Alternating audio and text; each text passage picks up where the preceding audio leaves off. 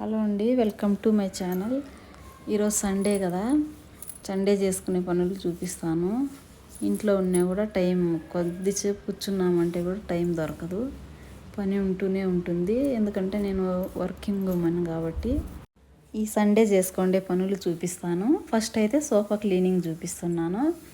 సోఫాకి white కవర్లు వేసినాం కాబట్టి ఎంత నీట్గా పెట్టినా గలీజ్ అయిపోతూ ఉంటాయి.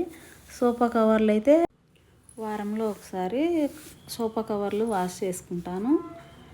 కాంబినేషన్ సోఫాకి కవర్స్ కాంబినేషన్ బాగుందని తీసుకున్నాము. మా సోఫా కవర్లు ఎలా ఉన్నాయో కమెంట్ చేయండి. మా వీడియో మీకు నచ్చినట్లయితే లైక్ చేయండి, సబ్స్క్రైబ్ చేసుకోండి. ఎంత క్లీన్గా పెడదామన్నా కూడా తినేవన్నీ చుట్టూ తెచ్చి ఇడే పెట్టేస్తారు. రిమోట్లు, బాటిల్స్ అంతా ఇక్కడే పెడతారు. వైట్ కలర్ కదా, బిరిన్న గలీజ్ అయిపోతూ ఉంటుంది. సండే టైం చేస్తూ ఉంటే ఎంత పని చేస్తూ ఉంటే పని ఉండే ఉంటుంది. సోఫా క్లీనింగ్ అయితే అయిపోయింది. నేను ఇలా క్లీన్ చేసుకున్నాను. ఇప్పుడు బెడ్రూమ్ చూపిస్తాను. ఇప్పుడు బెడ్రూమ్ క్లీన్ చేసుకోవాలి. బెడ్షీట్లు అంతా అక్కడే ఉన్నాయి. బెడ్ కవర్ చేంజ్ చేయాలి. మాకు ఇక్కడ రోడ్డుకే కాబట్టి గాలి ఎక్కువ వస్తుంది, డస్ట్ చాలా కూర్చుంటుంటుంది. అందుకని 2-3 రోజులకు ఒకసారి బెడ్షీట్ చేంజ్ చేసేస్తాను. బెడ్షీట్లు, బెడ్ కవరు అంతా వాషింగ్కి వేయాల్సి వస్తుంది, లేదంటే డస్ట్ ఎక్కువ ఉంటుంది. మేము ఇక్కడ బెడ్ కవర్ ఒకటి వేసి పెట్టినాము. దానికి నీళ్ళు ఏమన్నా పడినా బెడ్ గలీజ్ కాకోకుండా ఉండడానికి బెడ్ కవర్ ఒకటి వేసినాము. మామూలు ఇప్పుడు నార్మల్ది ఒకటి వేసుకుంటాము. అట్లా వేస్తే బెడ్ చాలా రోజులు వస్తుంది, గలీజ్ అయ్యలేదు. బెడ్ అయితే క్లీన్ అయిపోయింది. ఇక్కడ పెట్టిండే బాక్సు మా చెల్లెలు ఇచ్చింది. దీంట్లో ఏమైనా థింగ్స్ అన్నీ పెట్టుకుంటాము. బాగుంది కదా, నీట్గా కనిపిస్తుంది. కబోర్డ్లు నెక్స్ట్ టైం చూపిస్తాను, నెక్స్ట్ వీడియోలో. బెడ్రూమ్ అయితే క్లీన్ అయిపోయింది. బెడ్రూమ్ ఇలా క్లీన్ చేసుకుంటాను. ఇప్పుడు టీవీ క్లీన్ చేసుకోవాలి. టీవీ చూపిస్తాను రండి. టీవీ క్లీన్ చేయడానికి కాలిన్ వాడతాను నేను. బాగా నీట్గా క్లీన్ అవుతుంది.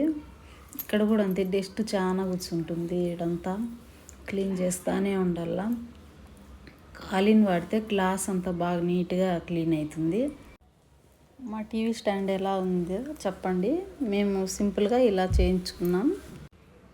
టీవీ స్టాండ్ పక్కనే దేవుడి రూమ్ ఉంది. దేవుడి రూమ్ నెక్స్ట్ వీడియోలో చూపిస్తాను. ఇప్పుడైతే టీవీ స్టాండ్ క్లీనింగ్ అయిపోయింది.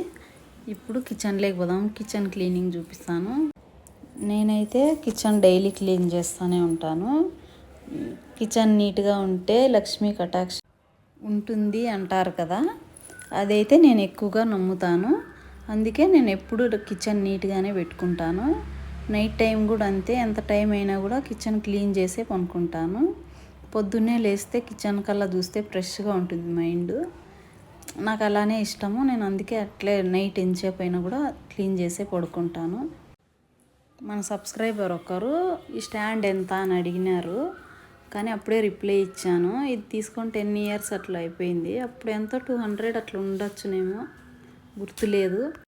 ఈ స్టాండ్ వల్ల కొంచెం ఈజీగా ఉంది. ప్లేట్లన్నీ కడిగి ఇందులో వేసుకుంటాను. చాలా నీట్గాను ఉంటుంది. నీళ్ళన్నీ బాగా డ్రై అయిపోతాయి. నేనేం పాత్రల స్టాండ్ ఏం తీసుకోలేదు. కొన్ని పాత్రలు ఉన్నప్పుడే కడిగేస్తాను కాబట్టి ఇట్లా కడిగి ఇలా వేసుకునేస్తాను. కడిగేపాటికి నీళ్ళు ఒడిసిపోతాయి. మళ్ళీ డ్రై క్లాత్ తుడిచేసి కబోర్డులో పెట్టుకునేస్తాను.